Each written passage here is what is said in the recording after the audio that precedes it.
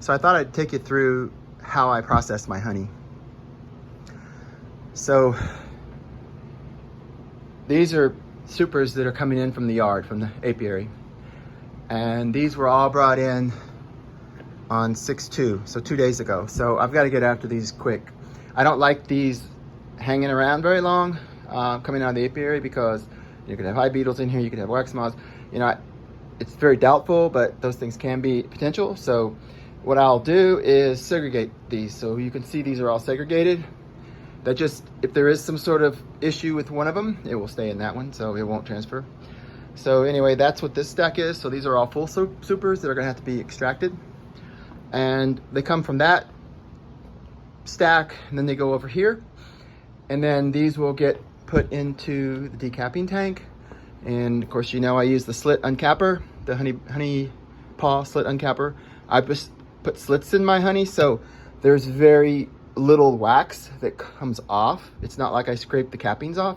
Cappings stay on the frames, and those are given back to the bees in the spring. So I just have a little, this is actually a 9-frame extractor, but I only use it as a 6-frame extractor because I'm doing radial. If you can put 3 frames in tangential, but the problem is I spin my frames for a long time. I will spin them the first time for 30 minutes and the second time for 15 minutes. I want to get as much honey out of them as possible so that they're as dry as possible. And I'll explain that later in my process. But this is a really handy item because I can turn this on and walk away. I don't have to worry about turning my extractor off. Once this comes on, I'm good. I can walk away. The honey goes directly into a 5-gallon bucket. So, and it's covered. So it's this valve is always open. I just took it off because I just transferred a bunch of honey to my sieves. But this allows me, so I don't have to throttle back. If you dump right into a sieve from the extractor, you got 2 issues. One is you overload the sieve, which could run over, or so say your sieve's overflowing or getting high, so you throttle back your gate valve on your extractor. Then next thing you know, you got more honey building up in your extractor, and it starts hitting the frames. And one, it's really hard on the motor of the extractor, and it's also really hard on the honey because you start frothing the honey, so you get air bubbles in your honey. So now you got a bunch of air bubbles to deal with, coming into your bucket. So I leave this bucket wide open. I made a special, this gets heavy, 60 pounds. So I made a special band on here with 1/2-inch diameter handles on each side, so I can pick this bucket up, because I got to pick this bucket up and set it up on this cart. Once it goes on this cart, then I can remove all these caps, and all my sieves are on here. And the beauty of dumping into that bucket, I want to get that bucket as full as I can, so I fill it all the way up. That way the wax is at the very, very top, and it has a chance to separate. So any heavy debris goes below the valve, any light debris goes up on the top. So when you actually dispense your honey, you put the honey on this cart. This cart has wheels on it, and it'll roll all the way down this line. So I put the honey on this cart, and then I open the valve and I dispense it into all my sieves. And then I'll back up and I'll do it again. And the beauty of putting clean honey in your sieves is your sieves, you can use them over and over and over, and they won't clog up because there's very little debris that's going into your honey because of this bucket methodology. So, and the other thing is, once I fill these sieves up, like I'll fill them up at night, I'll come back the next day and I can lift all of them. If one of them is a little heavier than the other, I know it's time to clean it. So I'll put a note on there, clean soon. And so I'm constantly, seeing where they are, and as they start to get a little heavy, I know they're starting to clog up a little bit, so I'll just clean them. And it's simple to clean these. I remove the handles because those stupid telescopic handles are a pain in the butt when you're trying to wash these things. And I cut bucket lids with a little, I cut a ring in them to where this sieve just sits on it. So it does 2 things. It seals. I don't have to worry about bugs and stuff getting in here because this is all sealed, Like if there was a bee flying around in here and he landed in my bucket, after I've already cleaned it, this is clean honey. This is protected honey. I want this to be, this is human consumption.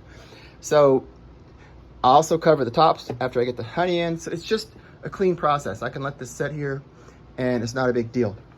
One of the things we do, we keep this environmentally temperature controlled. So we're running at around 66 degrees, 47% relative humidity. And these frames here will go into the extractor. Once they come out, they'll get processed over here. You can see what my sieve does, my honey paw. It doesn't remove the caps, it just cuts slits in them. Now some of them will fall off a little bit, but that gives most of the wax back to the bees, so that when I checkerboard, if I do checkerboard, and sometimes I'll do to introduce more frames into my yard, they have wax, enough wax on there to use on the checkerboard, on the non-drawn foundation as well as that foundation. So I'll put these on early in the spring, like late February. And people say, well, that's early, but I'm trying to do two things. I'm trying to avoid swarms, so the sooner you get it on. Bees don't think about swarming like overnight. They're a month in advance planning it out. So you get these things on sooner than later, because there's no pests at that time. It's cold, okay? So put these on late February. It gives the bees room, and guess what? It gives them food. In the spring, they need food, right? And they've got nice wet honey up there. And so they immediately start working on these frames, cleaning them up, consuming the honey that's in them. And it's like they know that super is up there. It's part of their environment now. And so once the flow starts, boom, they're on it. And this has had a huge impact on my honey, the amount of honey I get, because the bees are more engaged with these supers. So once these get extracted, then they go over here. And I have everything labeled. I'm very anal about this because you don't want to screw this up. They go on this stack. Okay, these are supers that are ready to go into the freezer. And I have a freezer over here. It only holds 9 frames. And I cycle these through, and I put tape on every single super exactly when it went into the freezer. So, and I also out here, I know that on I put frames in here on 6.3, and they need to be removed on 6.6. So on 6.6, I'll go in and look at all the 6.3 frames, pull them all out. On 6.4, I put frames in here, and I know they need to be moved on 6.7. So it keeps me from messing up, because I want to make sure every frame gets frozen for 3 days.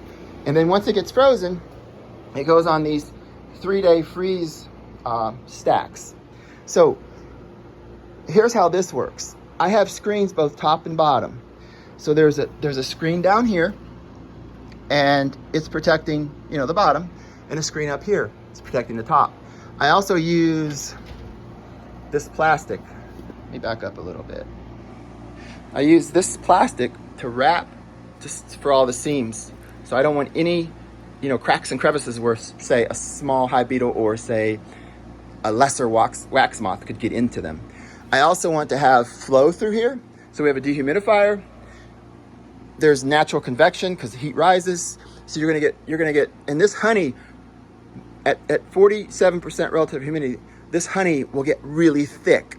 But before that happens, I have a tray in here that slides out, and you can see there's some honey dripping on it. So every now and then I'll clean this tray out. And same with this one. This is another 3-day stack. So these have been frozen for 3 days in the freezer. And this one's not dripping, so that's good. But anyway, so the putty knife is your friend for these. I have a big wide 6-inch putty knife, and I can clean that honey off in a heartbeat. And then if I want to, I can wash those up. The other beauty of this is, let's just say that somehow a wax moth or a hive beetle or some other insect survived my 3-day freeze, and they're in here and they start getting active. Immediately you're going to see something falling on here. You're going to see a little piece of poop, or you're going to see a piece of wax. You're going to see something, some sort of a debris starting to come onto this sheet. Now, in my process, I've never had that happen because I've been very anal in how I do everything. So these are wet supers. They will stay in my basement all winter. And like I said, I'll put them on the hives late February. And that's just how that works. So these have already been processed. This stack over here, also, this is 3-day freeze wet super. So these 3 stacks have all been frozen for 3 days, and they're done. They're going to sit here. I'll add more supers to them as I process them. I mean, I can go pretty high. It doesn't matter. I do not use paramoth anymore. There's paramoth. It just sits there. I do not use any chemicals whatsoever other than the freeze. And something else I do, these are absolutely full of honey. These get a 3-day freeze too. These have never been extracted. The honey in here, These are frames are full of honey. And same process. They get frozen for extracting later.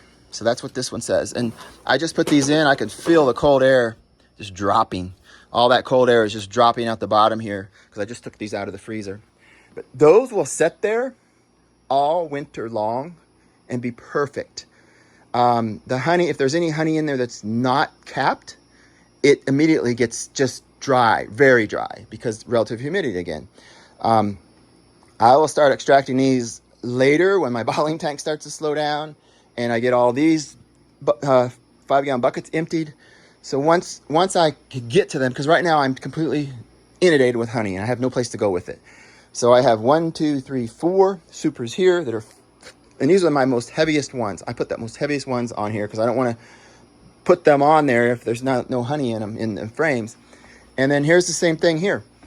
This is another stack of 1, 2, 3, 4, 5, 6, 7 supers, absolutely packed full of honey that were frozen but not extracted. And here again, you know, I have a slide out tray.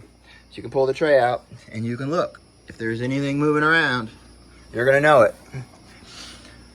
So that in a nutshell, I think I've covered everything. Oh, I have one other stack over here. These are supers, non-drawn, and they might have just a little bit of drawn, but it's not enough to worry about. I did not freeze these. They're almost empty blanks, so they're brand new. I put them on hives just to keep, if they wanted it, and I never really got anything out of them. So this one also gets covered in case there's something in there, but I didn't freeze these. And then of course we got the honey creamer going down here. Everything I have, all my tanks are full. So this honey, this is not quite ready yet. We like to get it a little bit whiter, frothier. So this will probably run for another week before we sell any of it. But anyway, that's just kind of my process. It's chemical free. It works really well. You just have to be very careful when you do this. You don't want to mess it up. So anyway, hope you enjoyed that video.